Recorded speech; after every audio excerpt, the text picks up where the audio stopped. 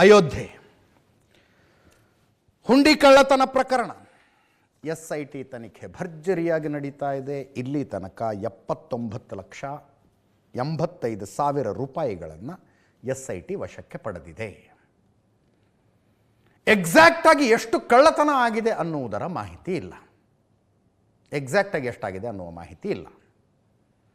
ಅಖಿಲೇಶ್ ಯಾದವ್ ಅವರ ಪ್ರಕಾರ 200 ಕೋಟಿ, ಸಂಜಯ್ ರಾವತ್ ಪ್ರಕಾರ 2,000 ಕೋಟಿ. ಆ ಪಾಂಡೆ ಅಂತ ಯಾರೋ ಲೋಕಲ್ SP ಲೀಡರ್ ಒಬ್ಬರು ಕಂಪ್ಲೇಂಟ್ ಮಾಡಿದ್ದು, ಬಿಗಿನಿಂಗಲ್ಲಿ ಕಂಪ್ಲೇಂಟ್ ಅಂದರೆ ಹೇಳಿಕೆ ಕೊಟ್ಟಿದ್ದು 5 ಕೋಟಿಯಿಂದ 7.5 ಕೋಟಿ. ಎಕ್ಸಾಕ್ಟಾಗಿ ಎಷ್ಟು ಅಂತ ಗೊತ್ತಿಲ್ಲ. 79,85,000 ರೂಪಾಯಿಗಳನ್ನು ಇಲ್ಲಿ ತನಕ ವಶಕ್ಕೆ ಪಡೆಯಲಾಗಿದೆ. ಈ 8 ಜನ ಏನು ಅರೆಸ್ಟ್ ಆಗಿದಾರಲ್ಲ, ಇವರ ಸಂಬಳಕ್ಕೂ ಇವರ ಹತ್ರ ಇರೋ ಆಸ್ತಿಗೂ ಒಂದಕ್ಕೊಂದು ಸಂಬಂಧನೇ ಇಲ್ಲ.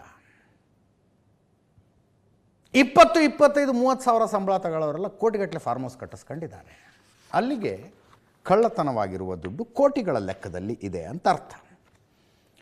ಅವರ ಅಷ್ಟು ಸಂಬಳಕ್ಕೆ ಎಷ್ಟು ಆಸ್ತಿ ಇರಬೇಕಾಗಿತ್ತಲ್ಲ, ಅದರ 50ರಿಂದ 100 ಪಟ್ಟು ಹೆಚ್ಚು ಆಸ್ತಿ ಇದೆಯಂತೆ. 50ರಿಂದ 100 ಪಟ್ಟು.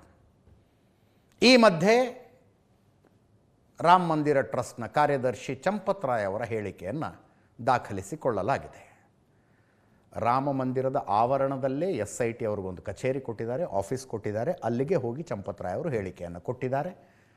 ಇನ್ನೊಬ್ಬ ಟ್ರಸ್ಟಿ ಅನಿಲ್ ಮಿಶ್ರಾ ಮತ್ತು ಕನ್ನಡಿಗರಾದ ಗೋಪಾಲ್ ನಾಗರಕಟ್ಟೆ ಅವರ ಹೇಳಿಕೆಯು ದಾಖಲಾಗಬಹುದು. ಅನಿಲ್ ಮಿಶ್ರಾ ಮತ್ತು ಗೋಪಾಲ್ ನಾಗರಕಟ್ಟೆ ಅವರದು. ಅನಿಲ್ ಮಿಶ್ರಾ ಹತ್ತಿರದ ಸಂಬಂಧಿ ಮತ್ತು 3 ಜನ ಸಂಬಂಧಿಕರು. ಈ 8 ಅರೆಸ್ಟ್ ಏನಾಗಿದ್ದಾವಲ್ಲ ಅವ್ರ ಪೈಕಿ ಅನಿಲ್ ಮಿಶ್ರಾ ಅವರ 3 ಜನ ಸಂಬಂಧಿಕರಿದ್ದಾರೆ. ಇಡೀ ಪ್ರಕರಣದಲ್ಲಿ ಗಟ್ಟಿಯಾಗಿ ಕೇಳಿ ಬರ್ತಾ ಇರುವ ಹೆಸರು ಚಂಪಕ್ ರಾಯ್ ಅವರ ಕಾರ್ ಡ್ರೈವರ್ದು, ಟೀನು ಯಾದವ್ ಅಲಿಯಾಸ್ ರಾಮಶಂಕರ್ ಅಲಿಯಾಸ್ ಟೀನು ಯಾದವ್. ಹೆಚ್ಚು ಕಡಿಮೆ ಅಷ್ಟು ಜವಾಬ್ದಾರಿ, ಹುಂಡಿ ಎಣಿಕೆ ಅಷ್ಟು ಜವಾಬ್ದಾರಿ ಆತನ ಮೇಲಿತ್ತಂತೆ. ಚಂಪತ್ ರಾಯ್ ಅವರ ಮೇಲಿನ ಆರೋಪ ಏನು? ನಿರ್ಲಕ್ಷ್ಯ ಮಾಡಿದ್ರವರು. ಹುಂಡಿ ಕಳ್ಳತನ ಆಗ್ತಾ ಇದೆ ಅನ್ನುವ ಮಾಹಿತಿ ಗೊತ್ತಾದ ನಂತರವೂ ತಕ್ಷಣ ಪೊಲೀಸ್ ಕಂಪ್ಲೇಂಟ್ ಕೊಟ್ಟು ಅರೆಸ್ಟ್ ಮಾಡಿಸಬೇಕಾಗಿತ್ತು. ಅವರು ನಿರ್ಲಕ್ಷ್ಯ ಮಾಡಿದ್ರು ಅನ್ನೋದು ಅವರ ಮೇಲಿನ ಆರೋಪ.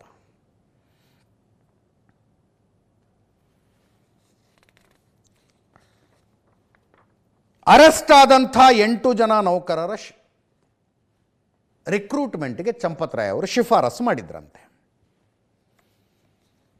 ಅನಿಲ್ ಮಿಶ್ರಾ ಟ್ರಸ್ಟಿ ಅವರ ಆಸ್ತಿಯ ಮೇಲೂ ಕಣ್ಣಿದೆ SIT. ಎಷ್ಟು ಮಾಡ್ಕೊಂಡಿದ್ದಾರೆ ಇವರು ಆಸ್ತಿ ಅನ್ನೋದರ ತನಿಖೆ ಆಗ್ತಾ ಇದೆ. ಯೋಗಿ ಆದಿತ್ಯನಾಥ್ ಉತ್ತರ ಪ್ರದೇಶದ ಮುಖ್ಯಮಂತ್ರಿಗಳು ಮತ್ತೆ ಮಾತಾಡಿದ್ದಾರೆ ನೋಡಿ. अखिलेश जी, अयोध्या को तो राम भक्तों ने सजा और संवार दिया है. आप उसकी चिंता मत करिए, पश्चाताप करिए. एक बार रामलला का दर्शन कर लीजिए. कम से कम इसी से और सद्बुद्धि आएगी. और अब तैयारी करिए कि हम कृष्ण कन्हैया के लिए भी कुछ कर सकें. ಅಯೋಧ್ಯೆಯ ವಕೀಲರೆಲ್ಲ ಸೇರಿ ಒಂದು ನಿರ್ಧಾರ ತಗೊಂಡಿದ್ದಾರೆ. ಈ 8 ಜನ ಏನು ಅರೆಸ್ಟ್ ಆಗಿದ್ದಾರಲ್ಲ, ಅವರ ಪರವಾಗಿ ಯಾವ ವಕೀಲನೂ ವಕಾಲತ್ತು ಹಾಕಂಗಿಲ್ಲ. ವಕಾಲತ್ತು ಹಾಕಿದರೆ ವಕಾಲತ್ತು ಹಾಕಿದ ವಕೀಲನಿಗೆ 5 ಲಕ್ಷ ರೂಪಾಯಿ ದಂಡ ಅಂತ. ವಕೀಲರು ಇಂಥ ನಿರ್ಧಾರಗಳನ್ನು ತೆಗೆದುಕೊಳ್ತಾರೆ. ಅವರ ಪ್ರೊಫೆಷನ್ನಿನ ಕೋಡ್ ಆಫ್ ಕಾಂಡಕ್ಟಿಗೆ ವಿರುದ್ಧವಾದದ್ದು. ಬಟ್ ಕೆಲವು ಸಂದರ್ಭದಲ್ಲಿ ಒಂದು ವಿಮರ್ಶೆ ಮಾಡೋದಕ್ಕಾಗೋದಿಲ್ಲ. ಅದರ ಜೊತೆಗೆ ಈ 3 ಜನ ನಿರ್ಲಕ್ಷ್ಯದ ಆರೋಪ ಏನು ಬಂದಿದೆಯಲ್ಲ, ಗೋಪಾಲ್ ನಾಗರಕಟ್ಟೆ, ಅನಿಲ್ ಮಿಶ್ರಾ ಮತ್ತು ಚಂಪತ್ ರಾಯ್, 3 ದಿನದಲ್ಲಿ ನೀವು ಅಯೋಧ್ಯೆ ಬಿಟ್ಟು ಹೋಗಬೇಕು ಅಂತ ಅವರಿಗೆ ಡೆಡ್ಲೈನ್ ಕೊಟ್ಟಿದೆ. ಕೇಳಿಸ್ಕೊಡಿ.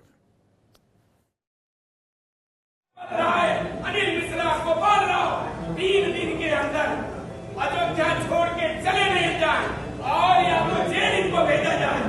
अगर ऐसी परिस्थिति नहीं होगी तो हम पूरा अयोध्या जाम कर देंगे. किसी को अयोध्या कि हमारे अधिवक्ता संघ अयोध्या का कोई भी अधिवक्ता ये राम जन्मभूमि चोरी के अभियुक्तों की डिफेंस की ओर से वकालत नहीं करेगा. वकालत करने के वकालतनामा दाखिल दाखिल करने, अब चूंकि भीड़ है तो इसीलिए ले रहे हैं, वकालतनामा दाखिल करने पर प्रत्येक नाम पर प्रमोशन स्वरूप अधिवक्ता संघ को वो 5 लाख रुपए प्रत्येक नाम से वो जमा करेगा। ಸುಪ್ರೀಂ ಕೋರ್ಟಿಗೆ ಒಂದು PIL ಸಲ್ಲಿಕೆ ಆಗಿತ್ತು. ಸುಪ್ರೀಂ ಕೋರ್ಟಿನ ಉಸ್ತುವಾರಿಯಲ್ಲಿ SIT ತನಿಖೆ ಆಗಬೇಕು, ಈ ಅರ್ಜಿಯನ್ನು ಇಮ್ಮಿಡಿಯೇಟ್ ಆಗಿ ವಿಚಾರಣೆಗೆ ಕೈಗೆತ್ತಿಕೊಳ್ಳಿ ಅಂತ ಸುಪ್ರೀಂ ಕೋರ್ಟ್ ಇಮ್ಮಿಡಿಯೇಟ್ ಆಗಿ ಏನಿದೆ ವಿಚಾರಣೆ ಕೈಗೆತ್ತಿಕೊಳ್ಳೋದು, ವೆಕೇಷನ್ ಮುಗಿಲಿ ಆಮೇಲೆ ನೋಡೋಣ ಅಂತ ಹೇಳಿದೆ. ನನ್ನ ವೈಯಕ್ತಿಕ ಅಭಿಪ್ರಾಯ ಇಮಿಡಿಯೇಟ್ ಆಗಿ ಕೈಗೆತ್ತಿಕೊಳ್ಳಬೇಕಾಗಿತ್ತು. ಇದು ಕೋಟ್ಯಂತರ ಜನರ ಆಸ್ಥೆಯ ಪ್ರಶ್ನೆ. ಸುಪ್ರೀಂ ಕೋರ್ಟ್ನವ್ರು ಇಮಿಡಿಯೇಟ್ ಆಗಿ ಪ್ರಕರಣದ ವಿಚಾರಣೆಯನ್ನು ಕೈಗೆತ್ತಿಕೊಂಡು ಜಡ್ಜ್ಮೆಂಟ್ ಹಿಂಗೆ ಬರಬೇಕು ಅಂತ ನಾವು ಹೇಳಬಾರ್ದು. ಆದರೂ ಸುಪ್ರೀಂ ಕೋರ್ಟಿನ ಮೇಲುಸ್ತುವಾರಿಯಲ್ಲೇ SIT ತನಿಖೆ ಅಂತ ಹೇಳಿದರೆ ನಮ್ಮಂಥವ್ರಿಗೆ ಸಂತೋಷ ಆಗುತ್ತೆ, ರಾಮಭಕ್ತರಿಗೆ ಸಂತೋಷ ಆಗುತ್ತೆ.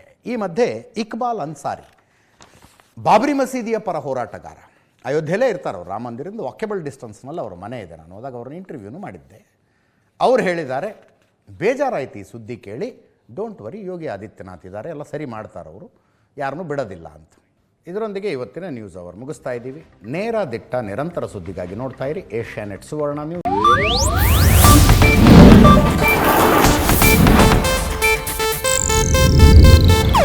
ಇದು ಏಷ್ಯಾನೆಟ್ ನ್ಯೂಸ್ ನೆಟ್ವರ್ಕ್ ಪ್ರಸ್ತುತಿ.